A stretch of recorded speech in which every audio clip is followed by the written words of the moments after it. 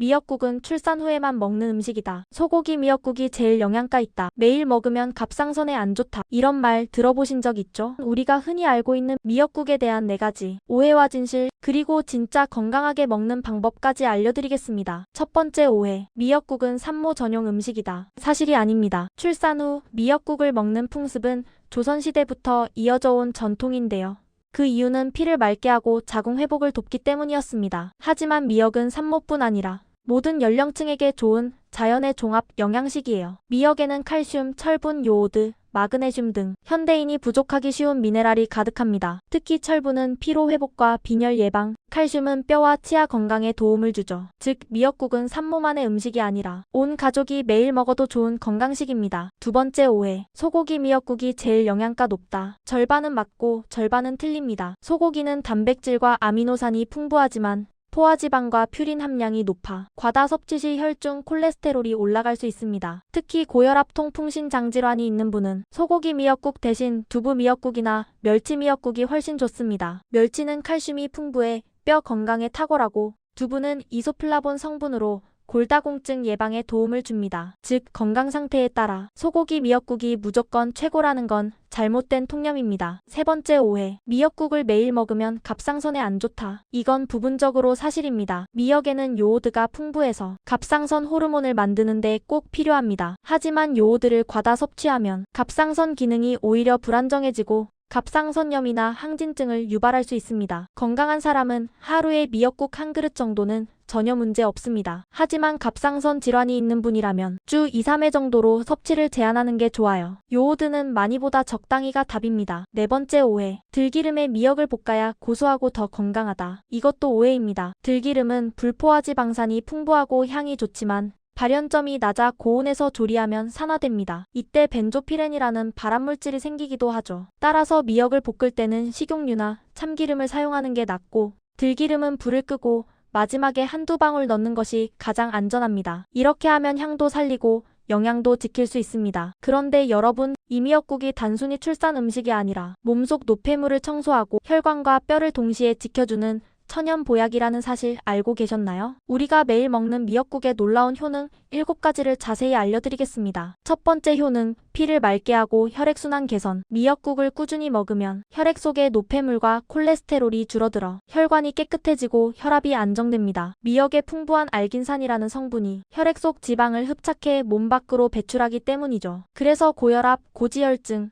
동맥경화를 예방하는 데 큰 도움이 됩니다. 특히 나트륨 배출을 돕는 칼륨이 많아 짠 음식으로 인한 부종과 혈압 상승을 막아줍니다. 두 번째 효능, 뼈를 튼튼하게 만드는 천연 칼슘 덩어리. 미역 100g에는 무려 960mg의 칼슘이 들어있습니다. 우유보다도 훨씬 풍부하죠. 이 칼슘이 뼈와 치아를 튼튼하게 하고 골밀도를 높여 골다공증 예방에 탁월합니다. 특히 성장기 어린이나 칼슘이 부족한 여성, 노년층에게 아주 좋은 식품이에요. 거기에 더해 미역 속 마그네슘이 칼슘 흡수를 도와 뼈 건강 효과를 한층 더 높여줍니다. 세 번째 효능, 뇌 건강과 기억력 향상. 미역에는 EPA와 DHA, 즉 오메가3 지방산이 들어있습니다. 이 성분들은 뇌세포를 활성화시키고 기억력을 높여주죠. 특히 성장기 아이들이나 수험생, 그리고 노년층의 치매 예방에도 큰 도움이 됩니다. 또 미역의 철분이 뇌로 가는 산소 공급을 원활하게 해 두뇌 피로와 집중력 저하를 막아주는 역할을 합니다. 네 번째 효능, 노폐물 배출과 다이어트 효과. 미역국이 다이어트 음식으로 불리는 이유, 바로 여기에 있습니다. 미역의 알긴산과 후코이단은 몸속에 쌓인 독소와 중금속을 흡착해 배출시켜줍니다. 또한 식이섬유가 풍부해서 포만감을 오래 유지시키고 장운동을 촉진해 변비 해소에도 탁월하죠. 실제로 하루 한 끼 미역국 식단만으로 체중과 복부 지방이 줄었다는 연구 결과도 있습니다. 다섯 번째 효능, 심장과 혈관 보호. 미역 속 후코이단은 혈전을 녹이는 천연 항응고 성분입니다. 이 덕분에 피가 끈적이지 않고 잘 순환하게 되어 심근경색, 뇌졸중 같은 혈관 질환 예방에 도움을 줍니다. 또한 후코이단은 면역세포를 활성화시켜 몸의 염증 반응을 줄이고 암세포 증식을 억제하는 역할도 합니다. 그래서 미역은 바다의 청열제라고도 불립니다. 여섯 번째 효능, 항암 및 면역력 강화. 미역의 대표 성분 후코이단은 암세포가 스스로 죽게 만드는 자연사 유도 기능을 합니다. 특히 위암, 대장암, 유방암 예방에 효과가 입증되었습니다. 또한 후코이단은 바이러스 감염을 억제하고 백혈구와 NK세포를 활성화시켜 감기나 염증성 질환에도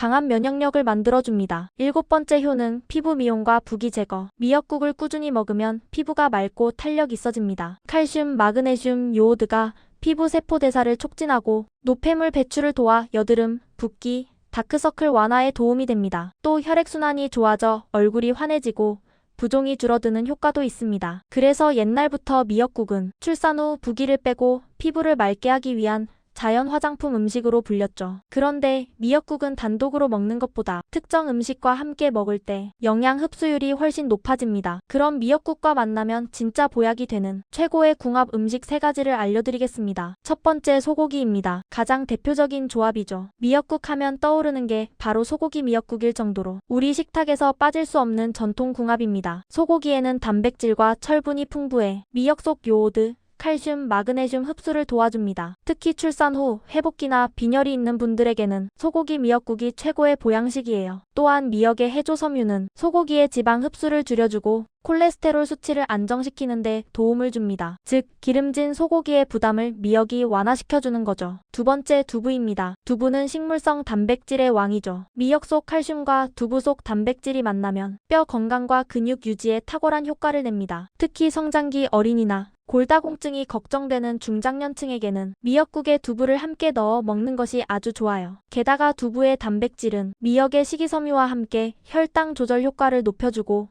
포만감을 오래 유지시켜 다이어트 식단으로도 훌륭합니다. 한 가지 팁을 드리면 두부는 너무 오래 끓이지 말고 불을 끄기 직전에 넣어야 부드럽게 유지됩니다. 세 번째, 바지락입니다. 바지락은 해산물 중에서도 미역과 궁합이 아주 뛰어난 식재료예요. 바지락에는 타우린, 철분, 아연 같은 미네랄이 풍부해서 미역의 요오드와 만나면 간 해독 효과가 극대화됩니다. 특히 피로가 쌓인 직장인이나 간 기능이 약한 분들에게는 바지락 미역국이 최고의 해장해독 음식입니다. 또한 바지락에서 나오는 감칠맛이 미역의 바다향과 어우러져 국물 맛이 깊고 깔끔해집니다. 이 조합은 맛과 영양, 2마리 토끼를 잡을 수 있는 완벽한 궁합이에요. 그럼 미역국과 안 어울리는 3가지 조합은 무엇일까요? 첫 번째, 간장게장입니다. 간장게장과 미역국은 의외로 같이 먹는 분들이 많지만 사실은 대표적인 나쁜 궁합이에요. 두 음식 모두 나트륨 함량이 높기 때문입니다. 미역국 자체에도 소금, 간이 들어가는데 간장게장까지 곁들이면 하루 권장 나트륨 섭취량을 훌쩍 넘기게 됩니다. 그 결과 혈압 상승, 부종,